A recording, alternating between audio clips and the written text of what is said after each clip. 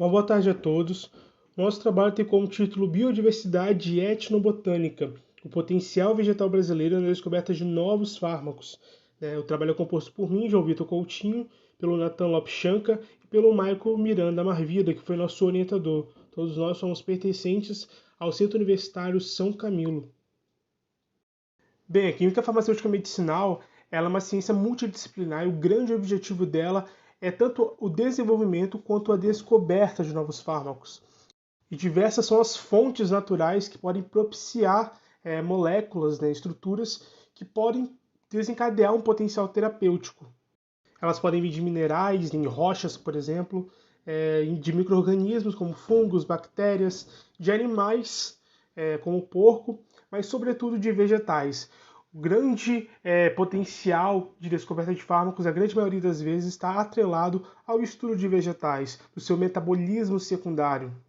As plantas, ao longo da sua evolução, acabaram desenvolvendo uma série de mecanismos bioquímicos para gerar moléculas, através de biossínteses vegetais e, consequentemente, gerar esses produtos bioativos.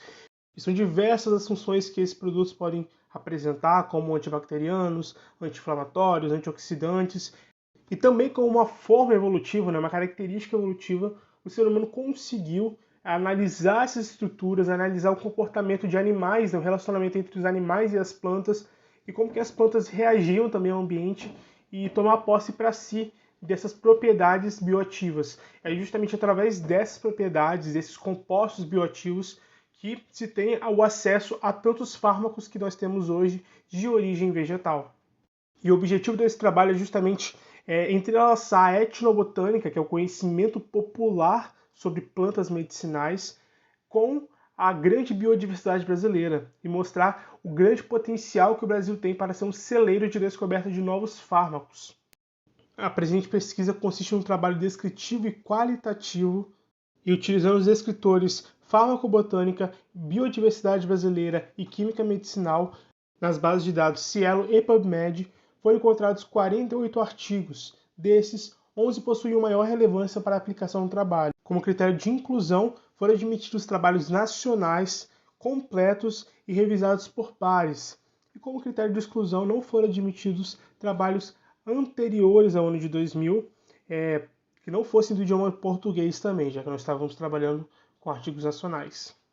Bem, em primeiro momento é importante ter a noção da biodiversidade nacional.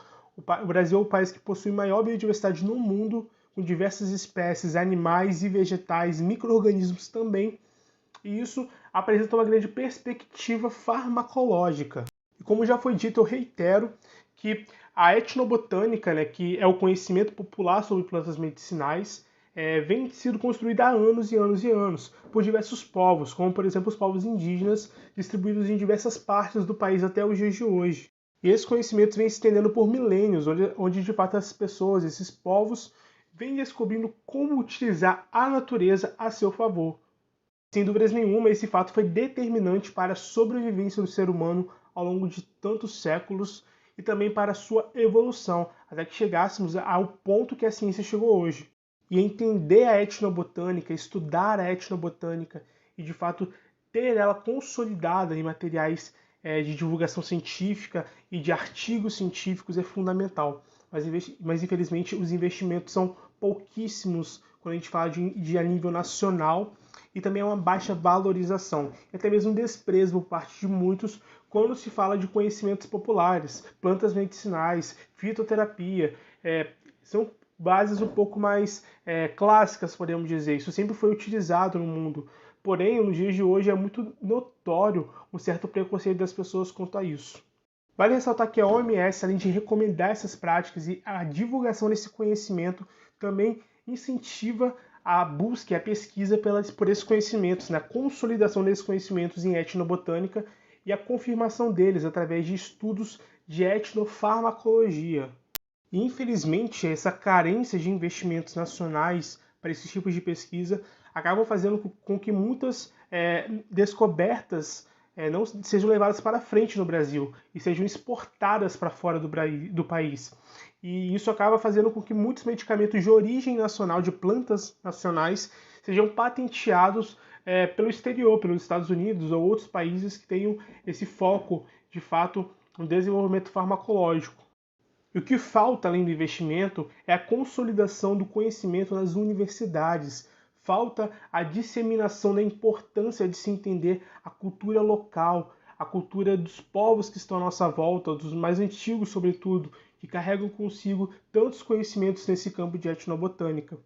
E sem dúvida nenhuma, não podemos deixar que essa cultura se perca, que isso fique para trás, que muito pelo contrário, é necessário que a gente capte todas as informações, todos esses conhecimentos multiculturais que nós temos hoje e que eles sejam cientificados, que eles sejam confirmados através de metodologias e, de fato, quem sabe, possam ser utilizados como um potencial para a descoberta de novos fármacos e medicamentos.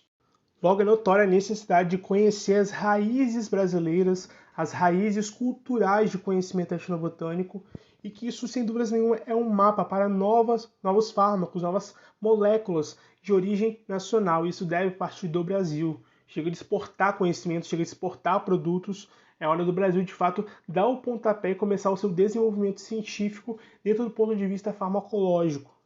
Aproveitamos também para agradecer à Universidade Estadual de Londrina e à Liga de Química Farmacêutica e Medicinal por essa oportunidade, por esse espaço de estar falando um pouco sobre esse tema que é tão importante, e também agradecemos ao nosso orientador por todo o apoio colaborativo.